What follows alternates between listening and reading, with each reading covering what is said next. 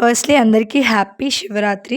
So, ఈరోజైతే మా అమ్మ, నేను, మా నాన్న కలిసి టెంపుల్‌కైతే వెళ్తున్నాము. వెళ్ళే దారిలో చూడండి ఎన్ని కోతులున్నాయో మా ఊర్లో. ఇంక మేమైతే ఫైనల్లీ టెంపుల్‌కైతే రీచ్ అయిపోయాము. మాతో పాటు మా పెద్దమ్మ కూడా వచ్చిందనమాట. ఇంక మేము కొంచెం ఎర్లీగా వెళ్ళాము. సో, అందుకే రష్ తక్కువుంది కొంచెం. వెళ్ళగానే మా డ్యాడీ అయితే భజనలో కూర్చున్నారు. ఈ మధ్య మా డ్యాడీకి బాగా పాటలు ఇష్టం పెరిగిపోతుందనమాట. సో, ఎక్కువ మా నాన్న పాడుతా తీగ అవి చూస్తూ ఉంటారనమాట ఇంటి దగ్గర. ఇంక నేను మా పెద్దమ్మ డిస్కషన్ పెట్టుకున్నాము. ఏంటి అంత పెద్ద బొట్టు పెట్టేసామని. ఇంక లైన్ దగ్గరికి రాగానే మా డ్యాడీని అయితే పిలిస్తే మా నాన్న అయితే వచ్చేసారనమాట.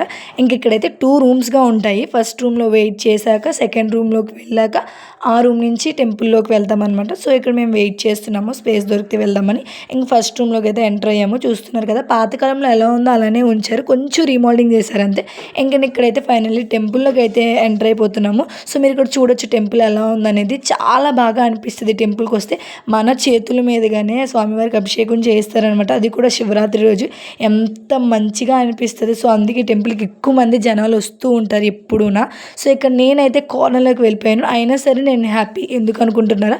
ఈ శివయ్యని అంత దగ్గరగా చూసే అదృష్టం ఎవరికి దక్కుతుంది? నాకు దక్కింది. So, that's why I am so happy. So, ఇంక అలా బయటకొచ్చేసి అక్కడ బొట్టు ఉంటే బొట్టు కూడా పెట్టేసుకొని ఇంటికొచ్చేసాము.